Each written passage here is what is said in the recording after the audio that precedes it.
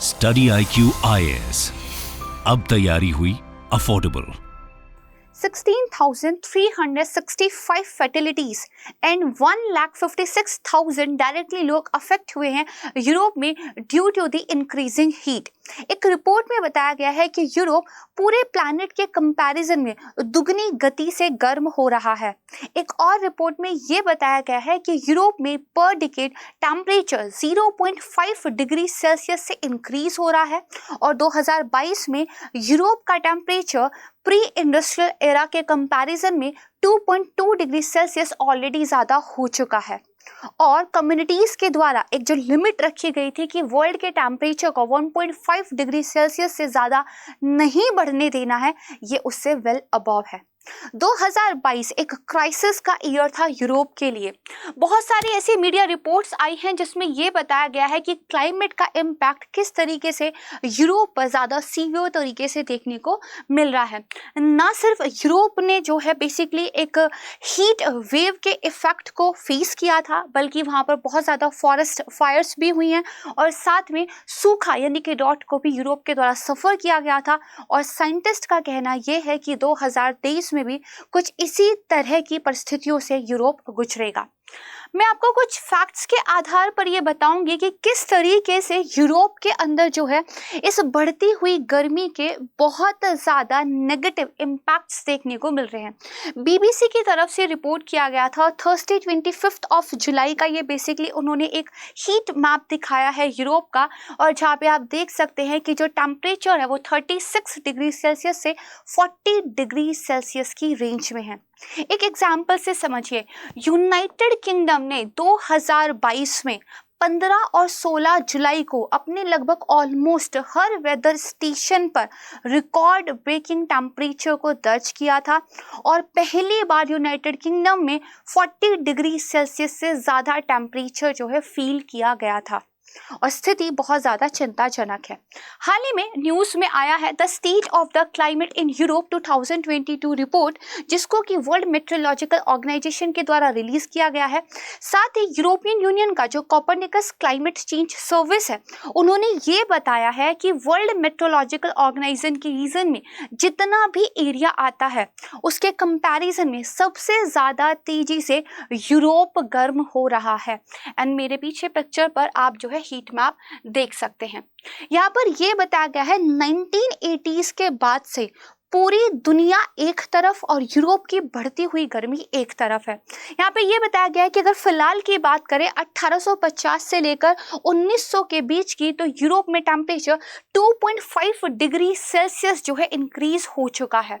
यहाँ पर wide spread heat waves देखी गई हैं और 2022 एक हॉटेस्ट समर के रूप में रिकॉर्ड किया गया था।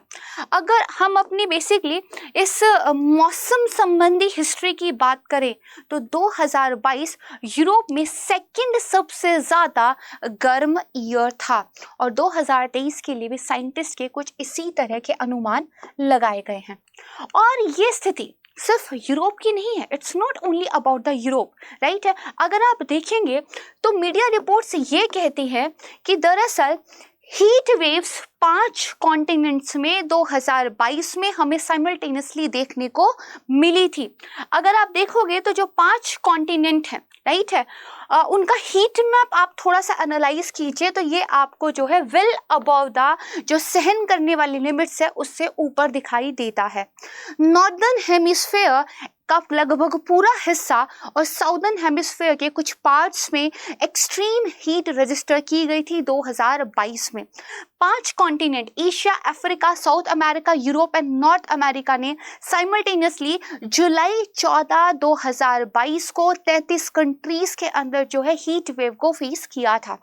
हीट वेव ने टेम्परेचर के रिकॉर्ड्स ब्लॉक कर दिए हैं और इन कंट्रीज के द्वारा वाइल्ड फायर्स को जो है सफर किया गया है, जिसकी वजह से टेम्परेचर बढ़ा है, जिसकी वजह से कार्बन डाइऑक्साइड एमिशन जो है एनवायरनमेंट के अंदर और इंक्रीज हुआ है एंड जिसकी वजह से ऑल टुगेदर और ज़्यादा जो है वार्मिंग वर्ल्ड के अंदर देखी गई है। और सिर्फ इतना ही नहीं, आपका जो बेसिकली लैंड टेरिटोरियल रीजन है यही सफ़र नहीं कर रहा है, बल्कि आपके जो ओशियंस हैं, जो ग्लेशियर्स हैं, इन पर भी इक्वली जो है नेगेटिव रिपरकशंस आपको देखने को मिल जाएंगे। आइए थोड़ा सा जो है और कुछ फैक्ट्स के आधार पर मैं आपको ये बताने की कोशिश करती हूँ कि किस तरीके से drawing reverse, fiery blazes and melting glaciers Europe के क्लाइमेट क्राइसिस की कहानी को बताते हैं। टोटल 5 फैक्ट्स मैं आपके सामने रखूंगी जो कि वेल रिपोर्टेड हैं। सबसे पहला जो फैक्ट है वो ये कहता है कि यूरोप की 2/3 नदियां जो बेसिकली अच्छे खासे पानी से भरी हुई थी, उन्होंने एवरेज से भी ज़्यादा जो है फ्लो 2022 में देखा है। According to press release by the World Meteorological Organization, Spain के अंदर जो बेसिकली उनकी नदियां थी, जुलाई 26 2022 का डाटा मैं रिकॉर्ड कर रही हूँ, कोट कर रही हूँ, माफ़ कीजिएगा, उसमें बताया गया था कि वहाँ के जो वाटर रिजर्व्स हैं वो अपनी कैपेसिटी से 41.9% जो है डिक्रीज हो चुके हैं और कुछ बेसिन में तो ये कैपेसिटी और भी कम थी, यानी कि जो वाटर रिजर्व्स हैं वो अपनी हाफ कैपेसिटी पर चले गए हैं गर्मी की वजह से। तीसरे फैक्ट की बात करते हैं। हाई टेम्परेचर का मतलब ये है कि समर्स में जो वाइल्ड फायर्स हैं वो इंक्रीज हुई हैं और जिसकी वजह से ऑल टुगेदर कार्बन एमिशन इतना ज़्यादा हुआ है जो पिछले 15 सालों में हाईएस्ट था। बात करते हैं चौथे फैक्ट की। यहाँ पर देखिए, ग्लेशियर्स, अगर यूरोप की बात की जाए तो 880 क्यूबिक किलोमीटर आइस जो है मेल्ट हुआ है। अगर 1997 से 2022 के डाटा की बीच की बात करते हैं, आइस ने सबसे ज़्यादा सफ़र किया है और दरअसल इस ड्यूरेशन में 34 मीटर आइस जो है वहाँ पर मेल्ट हो गई है।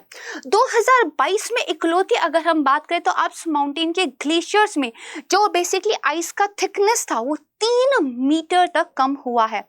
और ये जो ग्लेशियर्स मेल्ट हो रहे हैं, इससे ना सिर्फ आपके एटमॉस्फेयर पे डायरेक्टली इम्पैक्ट पड़ रहा है, सी लेवल राइज हो रहा है जिसकी वजह से आपका एग्रीकल्चर, आपकी ज़मीन पर जो है असर पड़ रहा है, बल्कि इसकी वजह से ग्लेशियर्स के मेल्ट होने की वजह से अर्थ का एल्बिडो कम हो रहा है और एल्बिडो की वजह से जो अर्थ है वो मोर हीट को सोक कर रही है एंड जिसकी वजह से ऑल टुगेदर फिर से जो है ग्लोबल वार्मिंग हो रही है। तो एक विशिष्ट सी साइकिल यहाँ पर बन गई है एंड एक फैक्ट जो है दूसरे फैक्ट को यहाँ पर पुश करता हुआ दिखाई आपको देता है।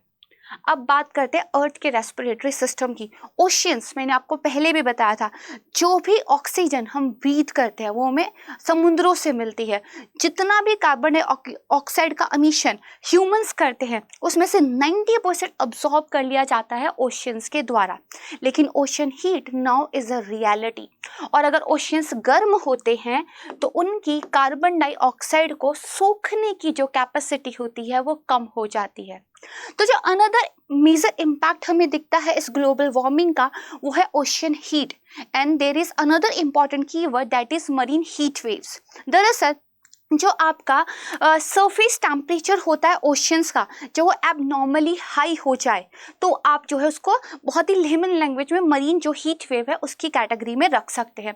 नॉर्थ अटलांटिक में ओशन हीट देखा गया है, मरीन हीट वेव्स देखी गई हैं और ये दरअसल रिकॉर्ड ब्रेकिंग था 2022 में।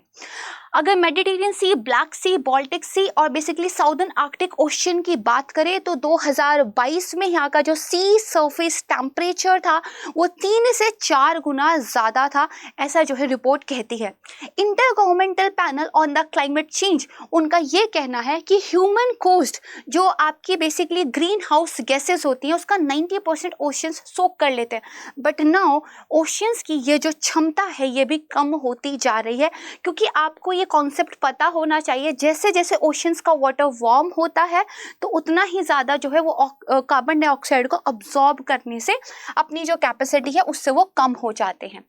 यहाँ पे देखिए एक आपको चार्ट दिखाई दे रहा है जिसमें ये बताया गया है कि किस तरह जो 2022 था, राइट, उसमें जो हमारे वर्ल्ड के लगभग सारे ही ओशियंस थे उन्होंने रिकॉर्ड ओशन हीट को जो है सफ़र किया है। इस मैप को आप जो है डिटेल में देख सकते हैं, मैं इस PDF को अपने टेलीग्राम चैनल पे जो है आपके साथ शेयर कर दूंगी। तो यूरोप की स्थिति से हमें एक बात समझ में आती है वो ये है कि जो वेल डेवलप्ड सोसाइटीज़ हैं वो भी क्लाइमेट चेंज से बच नहीं पा रही हैं, तो जो बेसिकली डेवलपिंग कंट्रीज़ है लाइक इंडिया, उनको बहुत समय रहते एक्शन लेने की ज़रूरत है। 2022 भारत के लिए भी काफ़ी गर्म रहा था, हीट वेव्स भारत में भी काफ़ी रही थी और वर्ल्ड बैंक की एक रिपोर्ट आई थी जिसमें ये बताया गया था कि हीट वेव की वजह से कैसे भारत के अंदर जो नंबर ऑफ डेथ्स हैं वो ज़्यादा हो रही हैं। तो हिस्ट्री और वर्ल्ड हमें ये सिखाता है कि कैसे हमें अपने राष्ट्र के लेवल पर उन एक्शंस को इम्प्लीमेंट करने की ज़रूरत है जो आज समय की एक मांग है। सिर्फ इंटरनेशनल लेवल्स पर हमें जो है कुछ टारगेट्स ही सेट नहीं करने हैं बल्कि उनका प्रैक्टिकली इम्प्लीमेंटेशन भी करना है। और मौसम किस तरीके से बदल रहा है ये आप 2023 में भी सफ़र कर ही रहे होंगे।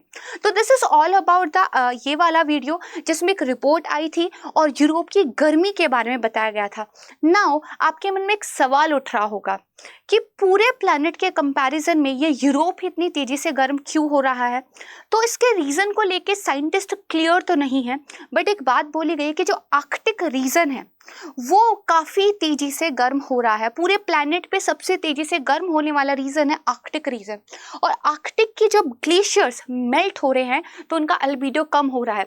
बर्फ़ जब पिघलती है तो वाटर का एक पूल बन जाता है, ये वाटर का पूल मोर हीट एब्जॉर्ब करता है और शायद यूरोप का, क्योंकि बेसिकली जो आप कह सकते हैं सिचुएशन है वो आर्कटिक सर्कल के पास है, तो ये उसका जो है एक स्पिल ओवर इफेक्ट हो सकता है। This is one of the theory जो साइंटिस्ट के द्वारा बताई गई है।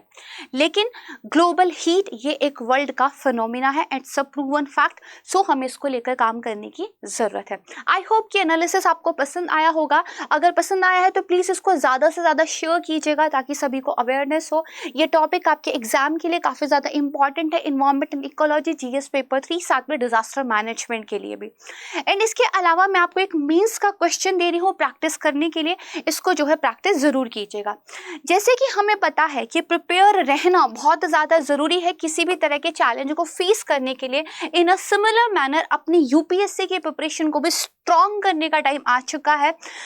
P2I batch, prelims to interview batch study IQ की तरफ से लॉन्च कर दिया गया है। 3 भाषाओं में ये बैच आपको मिल रहा है। यूज़ कीजिएगा faculty code Prachi live PRACHILIV for a maximum discount. And सिर्फ GS की तैयारी ही काफ़ी नहीं होती है, आपको अपने ऑप्शनल को भी तैयार करना पड़ेगा।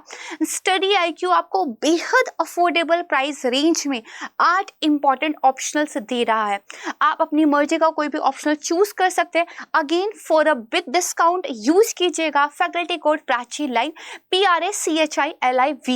एंड साथ ही जो क्वेश्चन मैंने आपको अटेम्प्ट करने के लिए दिया है, यदि आप उसका आंसर लिखना चाहते हैं तो मेरे साथ मेरे टेलीग्राम चैनल पर शेयर कर सकते हैं। टेलीग्राम चैनल पर मेरे द्वारा आर्टिकल्स, क्विजेस भी पोस्ट की जाती है, तो वो आपके एग्जाम के लिए काफ़ी हेल्पफुल रहेंगी। इसके अलावा if you have any doubt regarding the course और द वीडियो, आप मुझसे पूछ सकते हैं। जल्द मिलूंगी एक नए वीडियो के साथ, तब तक के लिए thank you so much everyone. अपना ध्यान रखिएगा, अपनों का ध्यान रखिएगा। जय हिंद। स्टडी IQ IAS, अब तैयारी हुई अफोर्डेबल।